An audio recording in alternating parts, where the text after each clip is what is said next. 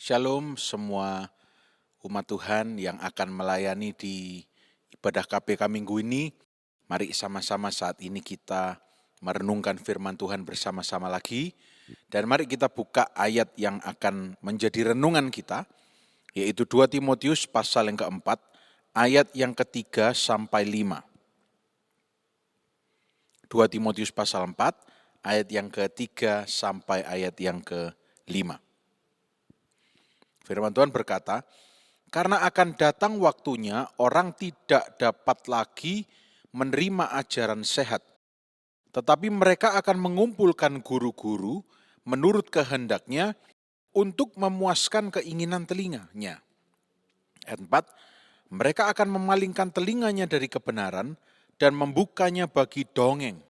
Ayat 5, tetapi kuasailah dirimu dalam segala hal, sabarlah menderita, lakukanlah pekerjaan pemberitaan Injil, dan tunaikanlah tugas pelayananmu.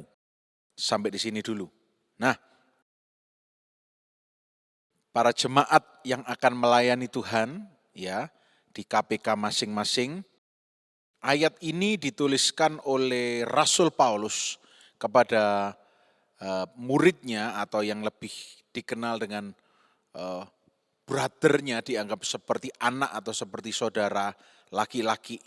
Ketika Paulus sudah sangat tua, ya, dan kalau saudara baca ayat seterusnya pasti saudara akan menemukan aku telah mengakhiri pertandingan dan seterusnya yang sering dipakai ketika seseorang dipanggil pulang ke rumah Bapa. Nah, konteksnya di ayat ini melalui kehidupan Paulus, dia sudah dapat menyimpulkan bahwa pada saat itu, ya, sudah ada orang-orang yang memunculkan bibit-bibit atau bakat-bakat untuk menyingkirkan ajaran-ajaran yang sehat, atau di dalam bahasa Inggrisnya sound teaching, ajaran yang benar, yaitu firman Tuhan, ya, dan lebih mengumpulkan guru-guru menurut kehendaknya untuk memuaskan keinginan telinganya.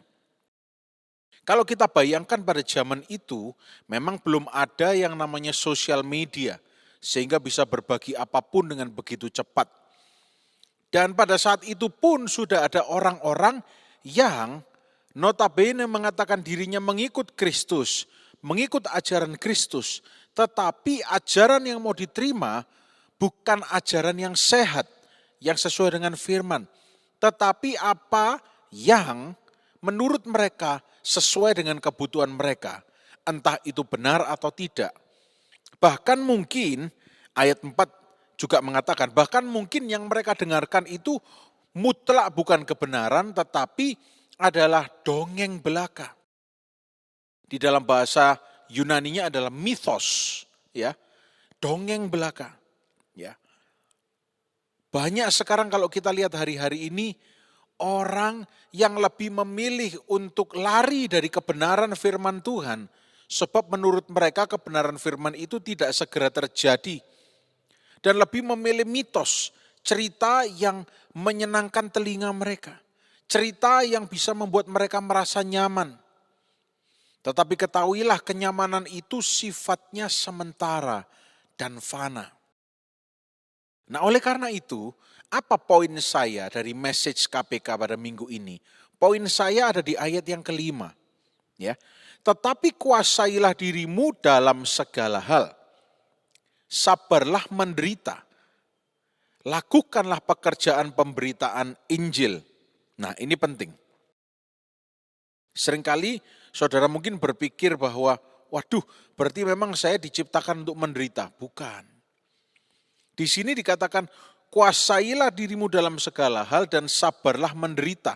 Artinya apa? Persiapkan diri saudara untuk mungkin memasuki atau melakukan satu hal yang di luar zona nyaman saudara. Ya, misalnya enak-enak harusnya istirahat, tapi harus berkomunitas KPK. Itu sesuatu yang penderitaan. Jangan bayangkan yang terlalu muluk-muluk, menderita, disalibkan, enggak. Hal yang kecil saja. Tapi poinnya di ayat yang kelima, lakukanlah pekerjaan pemberitaan Injil dan tunaikanlah tugas pelayananmu. Dikatakan lakukanlah pekerjaan pemberitaan Injil. Nah saudara, ayat yang kelima ini mengajarkan bahwa memberitakan Injil itu merupakan tugas kita semua. Dan memberitakan Injil bukan saja harus melalui khotbah, tetapi melalui pembicaraan kita sehari-hari, Injil bisa diberitakan. Melalui kesaksian kehidupan kita, Injil bisa diberitakan. Dan saya kira tidak ada ya orang yang kesaksian itu dibuat-buat. Pasti asli apa adanya. Ya. Nah, hari ini kita akan belajar, minggu ini kita akan belajar bahwa semakin banyaknya hal-hal yang menyesatkan, yang tidak sehat. Dan orang-orang mulai berpaling kepada ajaran-ajaran yang tidak sehat. Dan di mana ajaran tidak sehat itu pun juga bisa dibawakan oleh orang yang melayani Tuhan. Bagaimana cara menangkalnya? Ayat 5 mengatakan, beritakan Injil, beritakan kabar baik sesuai dengan firman Tuhan. Beritakan firman. Bagaimana firman itu memberkati kehidupan saudara.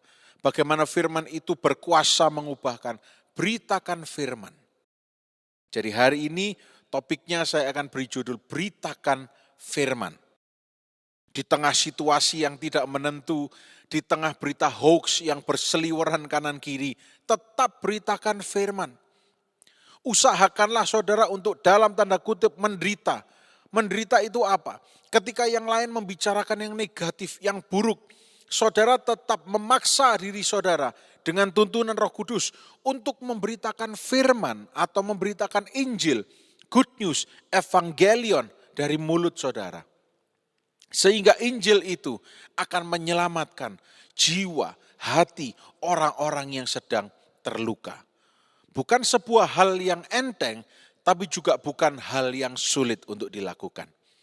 Memberitakan firman bukan hanya khotbah di hari Minggu, tetapi dalam komunitas ceritakan betapa baiknya Tuhan.